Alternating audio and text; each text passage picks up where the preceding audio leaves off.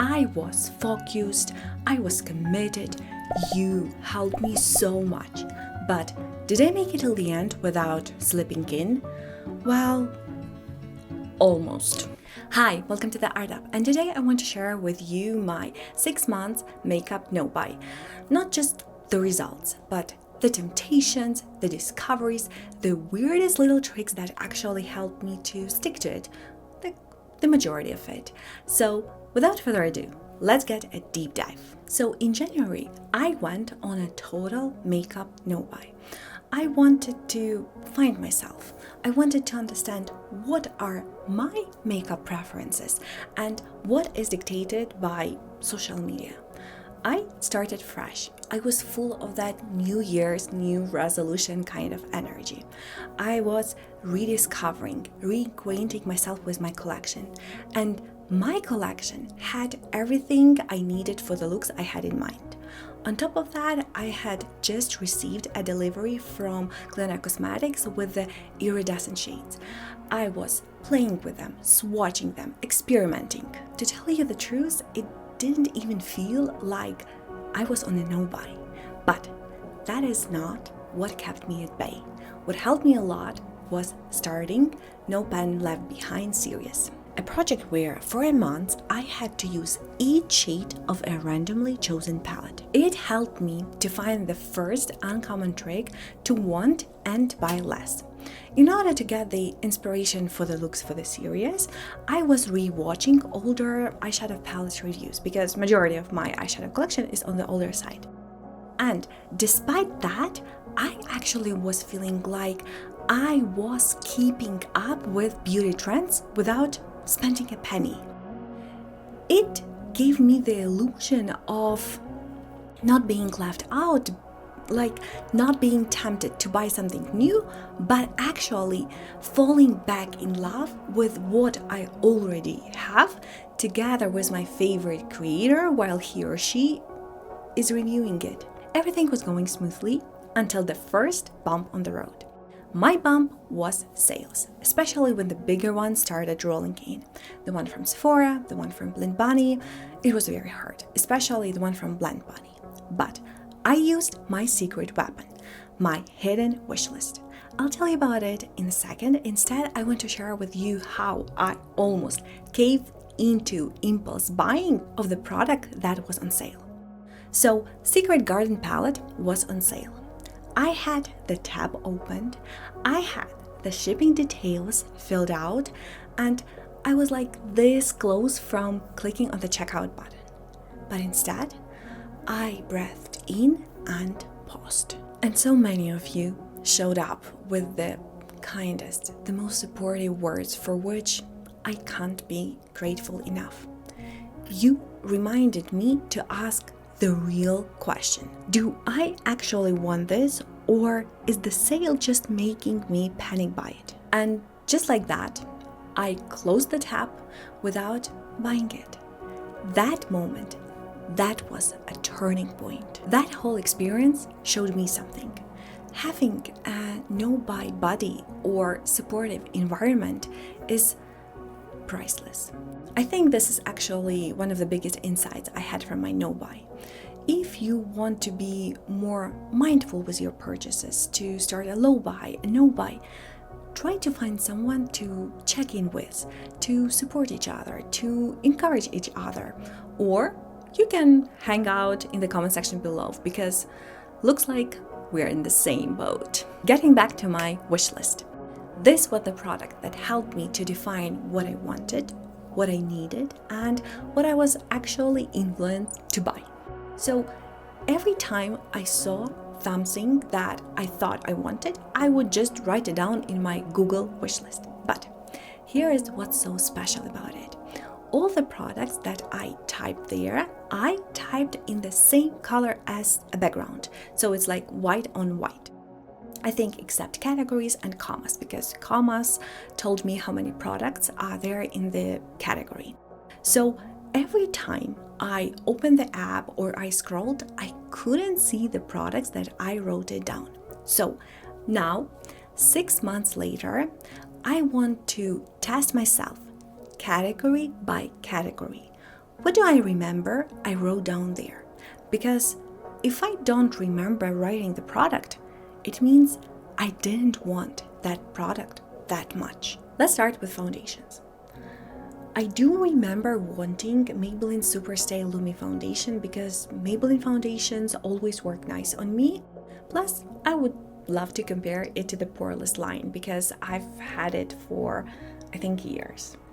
The second one, I think I also have here Lisa Eldridge Skin Tint because I wanted something super lightweight. And in that skin tint lightweight category, I think I have the tinted hydrator from Wet n Wild, and that is already 3 foundations. I have here 6. I have no idea what are the 3 other. Okay, let's open it. So I had also added the YSL Bare Look tint. I completely forgot about that, even though now when I read it, I remembered that I heard some great reviews about that product. The same thing with MAC Strobe Dewy Skin Tint and the one from Danessa Myricks. I must have added them on the spur of the moment because I do not recall writing them down. Concealers, and I have 2 here. I remember wanting to try the one from Natasha Denona. A lot of people were raving about how good it is. Unfortunately, Sephora in Canada doesn't have Natasha Denona anymore, so I cannot go and try in person, but I think it's something that I would enjoy. And the second one, I do not remember. Let's see. Okay, it is from Kosas. I totally forgot that I even had it here. Next up, mascaras.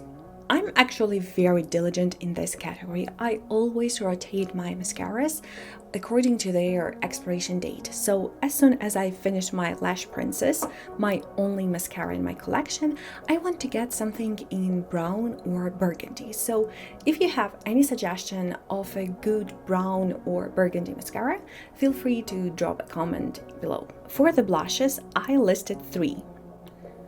I remember the one from Danessa Myricks and the other is from MAC. The potty one, I really enjoyed the texture and the shade was a great match for me. But the third one, maybe it is the one from Rare Beauty because I was really intrigued by the soft pinch matte formula. Let's see. Oh no, it's actually the one from House Labs. I completely forgot about it. Bronzers, the same thing. Okay, I remember wanting Rare Beauty bronzer in the stick because the undertone should work great for me. Also, I think I had here the one for R.E.M. Beauty because the texture is supposed to be like silk. But what's the third one? Let's see, I don't remember. Oh, it's the one from Glossier. That's a definite skip for me now because I have already DIY'd the shade that I like. Powders. I also see here 3 products, but I remember 2 of them clearly. The first one is Kosas Pressed Powder. I'm still actively thinking about it because especially now I need something small, compact, setting, and great for touch-ups. The second one is the one from Pat McGrath. It's Under Eye Blurring Powder. I always think about it whenever I'm looking into something that is smoothing, perfecting, yet setting. And the third one, I don't know. Oh, it's e.l.f. Halo Glow. That one escaped me. Moving on to lipsticks. 6, 7, 10. I wrote down here 11 lipsticks. I could not name right now 11 lipsticks. 11 lipsticks. No way. No. Okay, let's go through the ones that I need.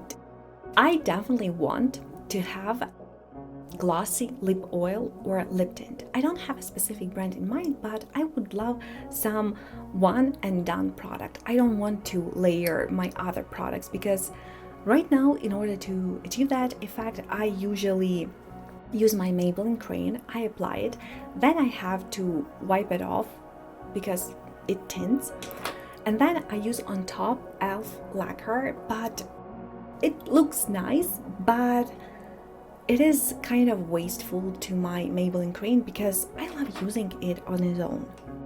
So that's the first product that I definitely know that I need. I think I also added here my Clarins gloss. I used to have it years ago and I want to get it back in my collection. The other thing that I would love to try is moussey lipstick from Flower Nose because hello, cute packaging. And somehow right now I am more into a kind of smudged lip look, and I think the lipsticks from this brand is the perfect for that because not only they have this kind of moussey, easy to apply texture, but they should be pretty long lasting. Okay, what's next? I think I maybe have here the Atomic Shaker from House Labs, but I think it's discontinued. But I'm quite intrigued by a gloss that is smudge proof. Also, I think I have here a MAC lipstick because turns out I never had one and I feel like that's rite of passage. But the rest, I have no idea what I have here. Let's open it. Okay, Pat McGrath lipstick, and that's the shade that I already own. I would definitely repurchase it. I love the formula, so it's not like my wish list item, but more like something I would definitely repurchase in future. The next one is Summer Friday. I totally forgot about it. Lisa Aldridge. Oh, I know that the formula is very buttery, but it is on the steeper price tag. I think I added it when I was doing a kind of video on her new eyeshadow palette, but I forgot about it. CoverGirl Blur Lipstick. I've seen several good reviews, but I haven't seen it in my stores, so I think that's why I forgot about it. And the gloss from Tower 28 totally escaped me. So I got like 5 out of 10, which means the rest were probably not as important as I thought. So Pat McGrath lipstick is like 50 something, Summer Friday I think 30, Lisa Aldridge is like 40, CoverGirl I don't remember, and Tower 28 I think like 20 something. I think I just saved 150 Canadian dollars. Eyeshadow singles and eyeliners. Here, I think I know all the products. I have here ColourPop brands, the multicurl pencils from Essence, Wet n Wild, and Kaleidos. And strong yes to all of them because I think of them every time I do my makeup. So if you have any of them, let me know how they were. And the last one, eyeshadows, my kryptonite. So the two of them are Bella Beauty Bar Secret Garden, which in time of need you talked me out of. The other one is, I think, something from ColourPop. The next one, I don't remember what's there. And the last one is Galactic Visitor from Singe Beauty. Let's see. Yep, so that was a burgundy palette from ColourPop and the Revolution Quads. Oh yeah, I remember writing them down. The Secret Garden we skipped. And the one from Singe Beauty, the Galactic Visitor, is actually the palette that I bought. So technically, it broke my no buy. But to tell you the truth, I don't feel bad. And here is why.